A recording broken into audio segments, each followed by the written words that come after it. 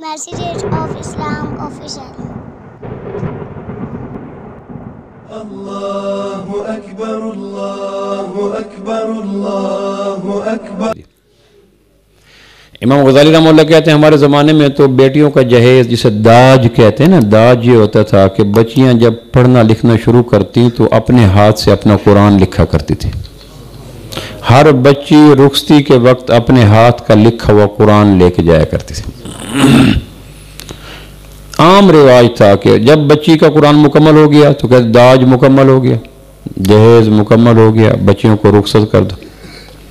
تو امام شافعی رحمہ اللہ کا یہ قول میں عرصہ کہیں پڑھا تھا، پھر میں رات دیکھتا رہا ان کتابوں کو، لیکن مجھے ملنا پہلے کہ مجھے یقین تھا، میں نے پڑھا تھا کہ اگر کوئی آدمی بیت اللہ میں کھڑا ہو کر لیلۃ القدر کی ساتوں میں حجر اسود پہ لب رکھ کے سر پہ قرآن رکھ کے یہ کہے کہ اللہ نے مجھے قرآن دے کر دونوں جہانوں کی نعمتیں دے دی ہیں، تو وہ اپنی قسم میں جھوٹا نہیں ہے. جس کو قرآن مل گیا اس کو دارین کی سعادت مل گئی. اور جب اس قرآن کی آخری آیت جو سورہ مائدہ میں ہے الیوم اکملت لکم دینکم 9 ذی الحج کو اتری تھی، اسی آیت کے بارے میں ایک یہودی نے عہد فاروقی میں فاروق اعظم رضی اللہ عنہ سے کہا تھا تمہارے قرآن میں ایک آیت ایسی ہے اگر وہ تورات میں اترتی ہم جشن میں مناتے. تو حضرت عمر رضی اللہ عنہ نے پوچھا وہ کون سی آیت ہے؟ اس نے کہا الیوم اکملت لکم دینکم واتممت علیکم نعمتی ورضیت لکم الاسلام دینا. یہ جو آیت ہے نا کہ ہم نے دین مکمل کر دیا. کیوں؟ اس لیے کہ دین کے اتمام اور اکمل ہونے کا اعلان تورات کے روپ میں نہ ہوا، انجیل کے روپ میں نہ ہوا. دین اپنے مراحل کے ساتھ، تدریجی مراحل کے ساتھ تکمیلی دنیا کی طرف چلتا چلا جا رہا تھا. سوچ رہے تھے کہ آخری منزل کب آئے گی، مکان مکمل ہو گیا کہ نہیں، ایک منزل رہتی ہے. آخری لنٹر پڑ گیا کہاں، انٹیریئر ڈیکوریشن ہوگی کہاں. تو آخری منزل جب مکمل ہوئی تو 9 ذی الحج 10 ہجری کو عرفات کے میدان میں جبل رحمت میں کسوہ اونٹنی پر تکمیل خطبہ حجۃ الوداع کے بعد یہ آیت اتری تھی الیوم اکملت لکم دینکم. لو میرے محبوب غار حرا کی خلوتوں میں جو قرآن مجید ہم نے شروع کیا تھا نا، 21 رمضان کو عشاء کی نماز کے بعد پہلی آیت، پہلی یہ سمت پہ لیلۃ القدر 21 رمضان کو آئی تھی، اور قرآن مجید کی پہلی آیات بھی 21 رمضان کو اتری تھی. 21 رمضان کو تو 21 رمضان کو مکہ مکرمہ میں غار حرا کی خلوتوں میں پہلی 5 آیات اقرأ بسم ربک الذی خلق خلق الانسان من علق اقرأ وربک الاکرم الذی، یہ جو 5 آیات سورہ علق کی اتری. پھر اس کے بعد دھیرے دھیرے صحابہ کرم ابر کرم دل کی زمین پہ برستا رہا، حقائق اترتے رہے، آیات اترتی رہیں، رکوعات اترتے رہے، صورتیں اترتی رہیں، چھوٹی بڑی مکی مدنی 1 2 3، یہاں تک کہ یہ جو چلتے چلتے آخری جرعہ اور آخری آسمان کی رحمت کا قطرہ جو بنی نوع انسان کے ہاں آسمان کے خالق نے اتارا وہ تھا الیوم اکملت لکم دینکم واتممت علیکم نعمتی ورضیت لکم الاسلام دینا. کہ میرے محبوب مبارک کو میں نے دین کو اکمل کر دیا، دین کو اتمام تک پہنچا دیا. اکمل اور اتمام میں کیا فرق ہوتا ہے؟ تو علماء نے لکھا ہے کہ کسی چیز کے اجزاء کا مکمل ہونا اکمل ہوتا ہے. ایک بچہ پیدا ہوا اور ڈاکٹر نے دیکھا اس کی آنکھوں کی جگہ آنکھیں تھیں، 20 ہاتھ پاؤں کی انگلیاں تھیں، ناک کے 2 سوراخ تھے، کان بھی تھے، دل گردے پھیپھڑے بال کھال، جو ایک سلامت الاعضاء جسم کو آزاد رکھا، سارے اس میں تھے. تو کہا جائے کہ بچہ اکمل ہے، سارے اعضاء رکھتا ہے، کان کٹا ہوا نہیں ہے، ایک آنکھ نہیں ہے، زبان میں لکنت نہیں ہے، ہونٹ پہ کٹ نہیں ہے، سلامت ہے، 20 انگلیاں ہاتھ پاؤں کی. جب 2-4 مہینے گزرے، سال گزرا تو اس نے دیکھا کہ بچے کی آنکھیں ڈھیلا نہیں ہے، دیکھتا بھی ہے، زبان لوتھڑا نہیں ہے، بولتا بھی ہے، کان پتے نہیں ہے، سنتا بھی ہے، ہاتھ ایسے جھٹکے نہیں ہے، اس میں گرپ بھی ہے.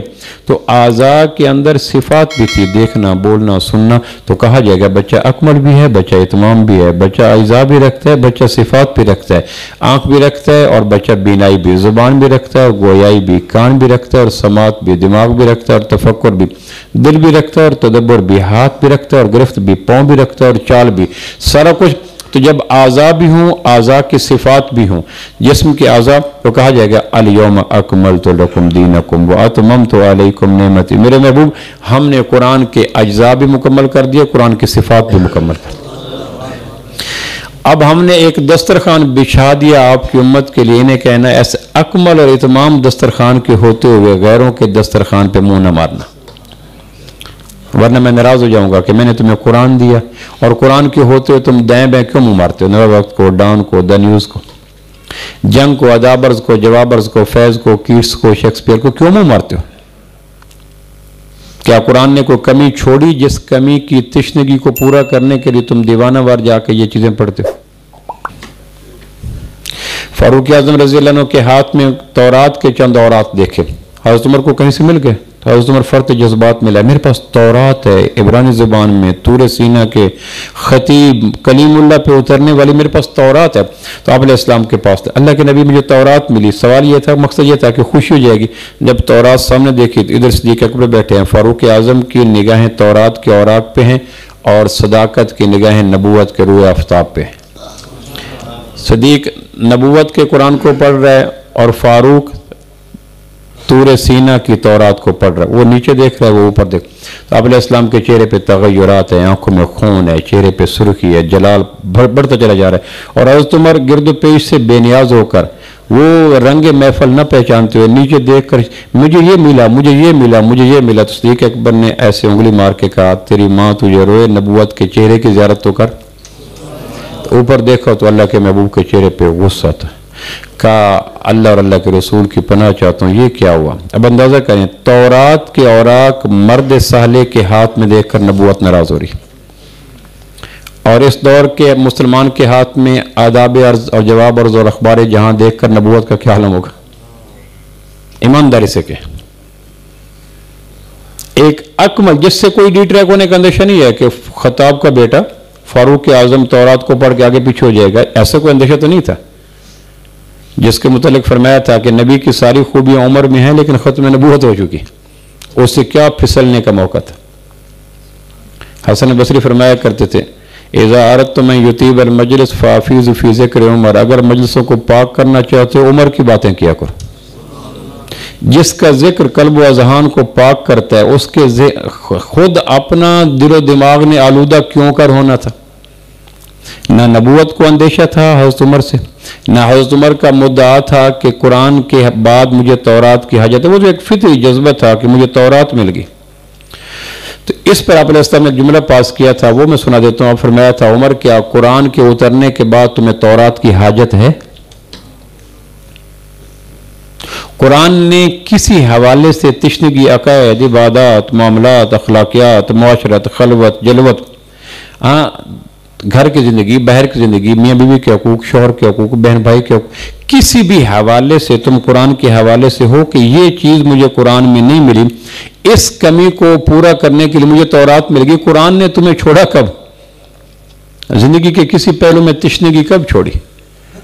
اللہ کا خرب خرب شکر ہے کہ اللہ نے قرآن کے وجود کو کہا ہے الیوم اکملت لکم دینکم، اور ہمیں صاحب قرآن بنایا، صاحب تورات نہیں بنایا، صاحب انجیل نہیں بنایا، ورنہ اس دنیا میں بلکہ ممکن ہے ہمارے ملک میں پھر تو ہم تورات کو مانتے ہیں، ہم انجیل کو مانتے ہیں، لیکن اللہ نے ہمیں کیا کہا؟ تم اہل قرآن ہو، تم قرآن کو ماننے والے ہو۔ ہمارے تو لاٹری نکل آئی، قرآن واحد کلام ہے جس کو اللہ نے خود پڑھا، تورات کو اللہ نے پڑھا نہیں ہے۔ اگر اللہ قرآن کو نہ پڑھتے تو قرآن کی حفاظت کا بھی سامان نہ ہو سکتا۔ قرآن کے محفوظ ہونے کی ایک وجہ یہ ہے کہ قرآن غیر مخلوق ہے، اللہ نے پڑھا، اللہ کا ذاتی علم ہے، تو نہ اللہ کو فنا ہے نہ اللہ کے کلام کو فنا ہے۔ Messages of Islam official